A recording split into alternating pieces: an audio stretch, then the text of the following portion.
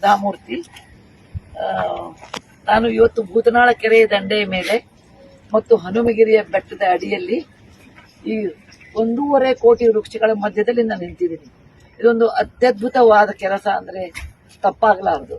ಯಾಕೆಂದ್ರೆ ಕಲ್ಲು ಭೂಮಿಯಾದ ಒಂದು ಈ ನೆಲದಲ್ಲಿ ಏನೂ ಬರೋಲ್ಲ, ಹುಲು ಸಹಿತ ಬರೋಲ್ಲ ಅಂತ ಒಂದು ಭೂಮಿಯಲ್ಲಿ ಇವತ್ತು 1.5 ಕೋಟಿ ವೃಕ್ಷಗಳು ಬಂದಿದೆ. ಅದಕ್ಕೆ ಕರ್ನಾಟಕ ಅರಣ್ಯ ಇಲಾಖೆಯವರು ಮತ್ತು ಕೋಟಿ ವೃಕ್ಷ ಅಭಿಯಾನದವರ ಒಂದು ಸಹಕಾರದಿಂದ ಇಂಥ ಅತ್ಯದ್ಭುತ ಕೆಲಸವನ್ನು ಮಾಡಲಾಗಿದೆ.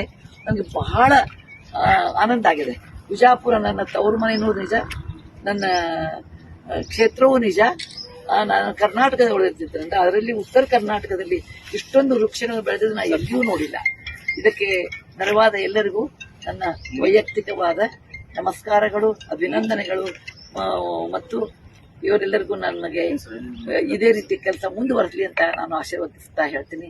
ಜೈ ಹಿಂದ್, ಜೈ ಕರ್ನಾಟಕ, ವಂದೇ ಮಾತರಂ.